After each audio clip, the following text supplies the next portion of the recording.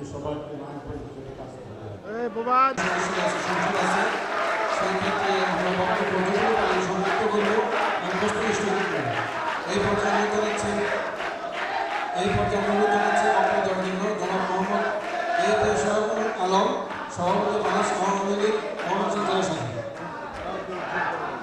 বলতে চাই, যেমন সাবেক ক্রীড়া প্রতিমন্ত্রী জাহিদ হোসেন রাজা এসেছিলেন,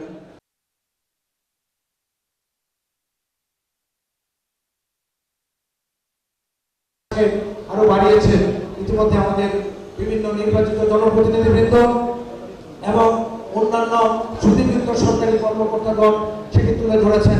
আমি বিশ্বাস করি আমাদের মাননীয় প্রধানমন্ত্রী জননেত্রী শেখ হাসিনার অভিপ্রায় অনুযায়ী আমাদের আজকের তিনি প্রধান অতিথি, তিনি মানুষের উন্নয়নের ব্যাপারে অত্যন্ত আন্তরিক এবং আগ্রহী। তিনি বারবার বলেছেন আমি মানুষের উন্নয়ন করতে চাই।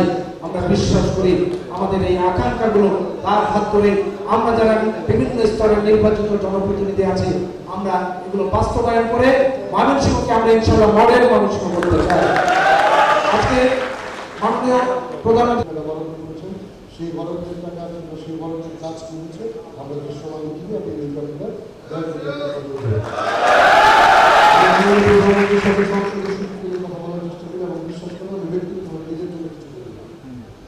আমি এদের থেকে বলছিলেন যে আমাদেরকে একটা বিশ্ববিদ্যালয় দরকার, কিছু বছর বিশ্ববিদ্যালয় দেবো না।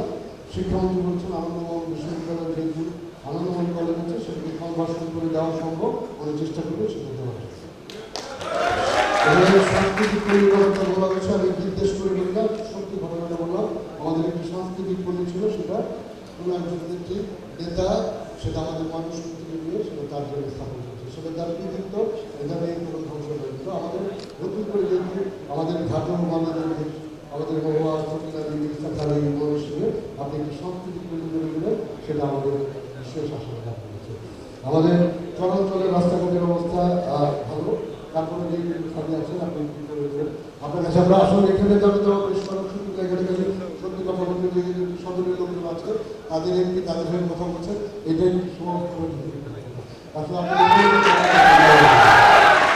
আমাদের পরিকল্পনা মন্ত্রী মহোদয়ের কাছে অনুরোধ করব যে আমরা একটা রূপকল্প চাই, বিশেষ করে মানুষের উন্নয়নে কর্মসূচি। আমার কাজ হলো মূলত আপনাদের যেখানে আর্থিক ব্যয় বরাদ্দ আছে আমি চেষ্টা করে বৃদ্ধি করে দিতে, যাতে কাজগুলো সুষ্ঠুভাবে সমাধান করা যায়। আমি সাজেস্ট করি কর্পোরেশনের মেয়র সাহেব তিনি যেন তার ময়মনসিংহ শহরে যে বিশেষ সমস্যা, এর মধ্যে শহরের যে বিউটিফিকেশন যেটা বলে সেটা সহ, এই পর্যায়ে আমি একটা কথা না বলে পারছি না, ময়মনসিংহ শহরে ঢুকে বহুদিন পরে আমি ময়মনসিংহ শহরে ঢুকে, আমি সাধারণত যখন এমপি ছিলাম না তখন আমি ওই দিক দিয়ে যেতাম, বালিপাড়া দিয়ে ঢাকায় যেতাম এবং ওই দিক দিয়ে আমার উপজেলা আসতাম। বহুদিন পরে ময়মনসিংহ ঢুকে আমি তাজ্জব হয়ে গেছি, আমি এরকম দৃশ্য কোথাও দেখি নাই, হয়তো অন্য জেলায়ও আছে। হাজার হাজার পোস্টার জড়ে আছে, লক্ষ লক্ষ পোস্টার, বড় বড় ছবি। এটা শহরকে কিন্তু ভালো দেখা যায় না, যে যাই বলেন শহর কিন্তু সুন্দর দেখা যায় না। শহর যত পরিচ্ছন্ন হবে ততই ভালো লাগবে। আমি মেয়র সাহেবকে অনুরোধ করবো যেন তিনি এই বিষয়ে যথাযথ ব্যবস্থা গ্রহণ করেন এবং শহরের সৌন্দর্য বৃদ্ধির চেষ্টা করেন। যার প্রয়োজন আমার সহায়তা, আমি 100% সহায়তা নিশ্চয়তা করতে চাই। তিনি যেন তার সকল কার্যক্রম তেমনিভাবে ক্রমধারায় প্রথম কোনটা, তারপরে কোনটা, তারপরে কোনটা, তারপরে কোনটা হবে, কিন্তু সবই, তবে সময় লাগবে। একদিনে তো হবে, 1 বছর হবে না, 5 বছর লাগবে। তো সে প্রথম কি চান, তারপরে কি আপনাকে 6 বছর পেয়ে গেলেন।